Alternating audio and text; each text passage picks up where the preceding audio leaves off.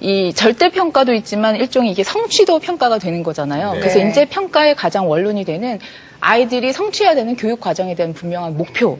교사들은 물론이고 학생들도 거기에 정확히 이해를 하고 내가 이 정도는 해야 내가 절대 평가에서 어느 정도의 점수를 맞을 수 있겠구나. 이제는 비교가 아니라 내가 추구해야 되는 목표와 그 과정에 대해서 정확히 알고 있어야 하고 그것을 습득해내는데 그런 면에 있어서는 교수님 말씀처럼 좀 더 협력해서 좀 즐겁게 부담을 줄이면서 대신 이제 외국어는 앞으로 니트 시험도 있고 하니까요. 좀 더 이렇게 커뮤니케이션을 잘할 수 있는 좀 말하고 듣고 이런 데에 대해서 조금 더 변화가 생기지 않을까 싶습니다. 네, 근데 그 반대 측의 의견은 뭐냐면 일단은 그 성취감을 뭐 고조시키는 것도 좋지만 일단 기본적으로 시험의 기본 취지는 어떻게 보면 변별력을 우리가 판단하는 것이 이제 기본 요소 중에 하나라고 얘기하시는 분도 계셔가지고 이렇게 그 절대평가, 특히 니트 시험 같은 것을 절대평가로 이제 도입을 해버리면 소위 이제 성적의 인플레 현상이 나타나지 않을까. 그러니까 그런 것이 어떻게 영어 시험의 그 어떻게 평가에 어떤 판도 변화를 일으킬까라고 보십니까? 한희 선생님. 학생들 점수를 매길 때 미안한 케이스가 있어요. 뭐냐면 얘는 첫 번째 시험에 30점으로 시작을 해가지고요. 마지막에 70점 받은 거예요. 무려 배를 높였어요. 처음에 시험 볼 때 92점 받은 애가 있어요. 얘 93.5점 받았거든요. 한 학기 내내 하고 1.5점 올렸어요. 그러면 누구를 더 칭찬해 줘야 될 것 같아요? 30점에서 70점이거든요. 근데 이게 상대평가에서는 안 이루어져요. 네. 절대평가가 바라보는 시야 차일 것 같아요. 둘 다 장단점이 있는데요. 시대에 따라서 장단점이 많은 쪽으로 가면 되잖아요. 이전까지는 상대평가가 좀 유리했을 수도 있어요. 왜냐하면 절대평가에서 뭘 기준으로 판단할지 그 당시에는 자료라든지 리서치가 부족했을 수도 있는데 지금은 영어 시장이 많이 커지고 워낙에 이제 그쪽 관련으로 전문가들이 많아서 뭘 평가할지를 이제는 잘 골라낼 수도 있어요. 그래서 그거를 평가 기준으로 하고 그다음에 시험이라는 게 그렇지 않아요. 이렇게 시험 봐서 더 즐겁고 그 일종의 잔치가 되면 좋거든요. 잘했다 그러고 그것도 시험 한번 봐서 너 실망하고 네 인생 망쳐라. 이거 그럼 시험의 효과가 없는 거니까. 그래서 이왕 시험을 바라볼 적에 좀 키워주고 아까처럼 성취감 높여주고요. 나도 할 수 있다라는 그런 느낌을 갖도록 하는 게 전체 교육 면에서는 좋다고 봐요. 그러다 보니까 절대평가가 이제 앞으로 이제 실행이 된다 그러면은 예전에 겪었던 그런 부정적인 것보다는 긍정적인 효과가 더 많이 나타나리라고 봐요. 근데 이제 거기에 함정이 어디에 있냐면은 뭘 평가할지가 명확하게 나와 있어야 되는 거죠. 만약에 뭘 평가할지가 안 나와 있으면 그게 변별력이 없는 모습을 그대로 보여주게 될 거예요. 예. 그런 부분을 많은 좀 고심을 좀 해야 할 것 같다는 생각이 듭니다. 네. 근데 2014학년도 수능시험 개편안까지 이제 올해 발표가 됐습니다. 네.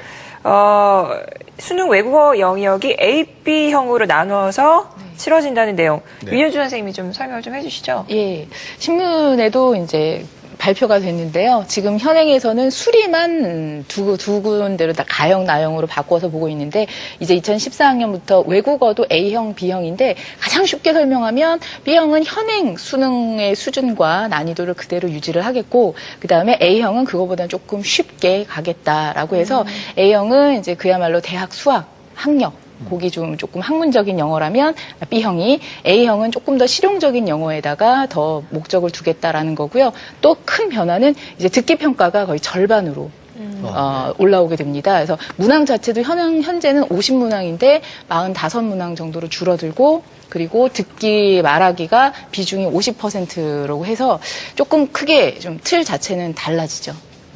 그럼 한 가지 우려되는 게 A 수능을 보는 학생과 B 수능을 보는 학생과 결과적으로 어떤 차별을 받을 가능성은 없습니까? 그래서 그거를 선정하는 데 있어서 자신의 진로라든가 앞으로 공부의 방향에 있어서 분명하게 좀 정하고 시험을 치를 필요가 있는데요. 또 한 가지는 이게 좀 공통적으로 생각해야 할 게 그러면 이제 언수회가 다 A, B형이 되잖아요. 그럼 우리가 언뜻 생각할 때 그러면 모두 다 좋은 대학에 진학을 하고 싶으면 다 어려운 것만 보지 않겠느냐라고 하는데 한 가지 룰이요.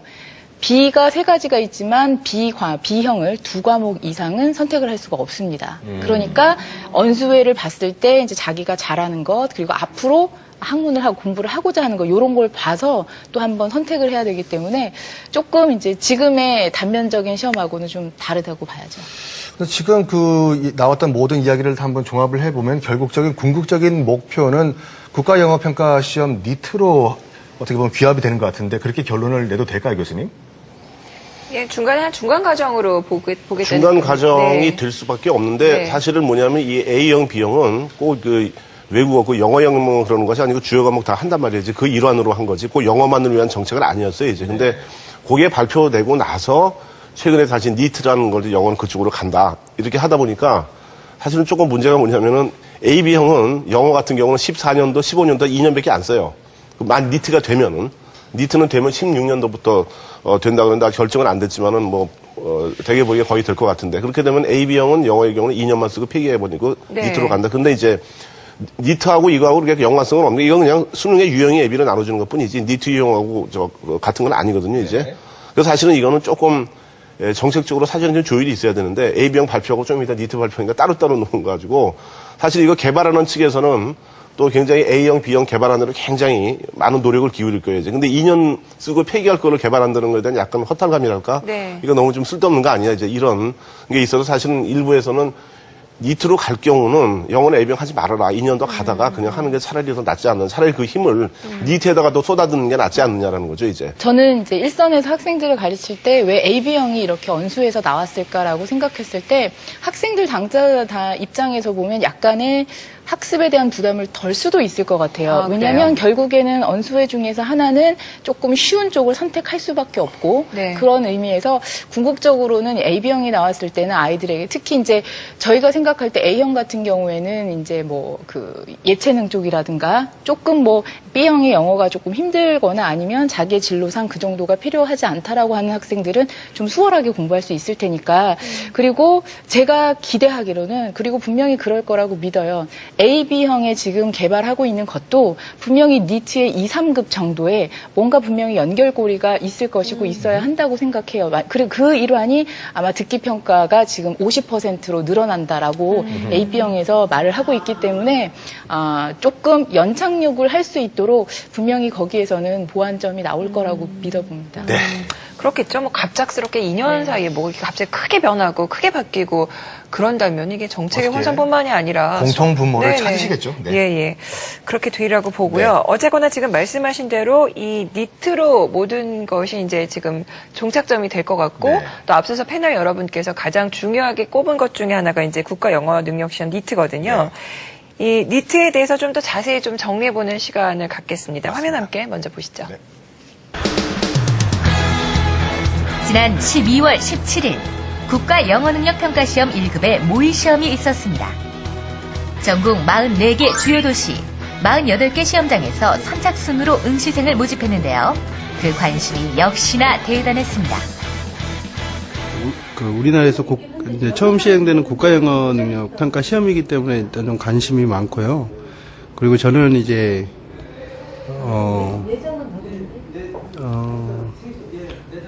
이제 시험이 앞으로 어떻게 될지에 대해서 굉장히 좀 궁금한 상태입니다. 예. 고등학생을 대상으로 하는 2, 3급과 달리 국가 영어능력평가시험 1급은 성인을 대상으로 하고 있는데요. 한국의 직업 분야에서 공통적으로 필요한 기본적인 의사소통 능력을 평가하는 시험입니다. 2시간이 넘는 시험을 끝낸 응시생들의 소감, 과연 어땠을까요? 모의시험 두 번째 보는 건데요. 저번보다 많이 좀 보완이 된 것 같은데 모르겠어요. 제가 실력이 부족해서인지 모르겠는데 읽기에서 지문이 좀 너무 긴 거 아닌가. 그래서 저도 마지막에는 다 못 풀었는데 그게 조금 좀 어려웠던 것 같습니다. 쓰기 같은 경우는 어떻게 쓰라는지 다 나와 있어서 되게 쓰기가 편했어요. 다른 시험에 비해서. 그리고 리스닝 같은 경우는 그 그림들 보고 새로 이제 스토리를 만드는 문제가 하나 있었는데 그건 좀 참신했던 것 같아요. 시간 조절을 처음 하다 보니까 좀 익숙하지 않은 유형도 많고 그래서 조금 더 시험을 잘 보기 위해서는 좀 많이 익숙해져야 될 것 같고요. 또 새로운 문제 유형 같은 것들이 많아서 기존에 그냥 일반적으로 영어 공부를 해왔던 사람한테는 많이 좀 약간 당황스러운 그런 면도 좀 없지 않아 있을 것 같아서 홍보가 좀 많이 돼야 될 것 같고 이제 읽기나 쓰기 같은 경우는 읽기나 리스닝 같은 경우는 고등학교 때부터 공교육에서부터 많이 하기 때문에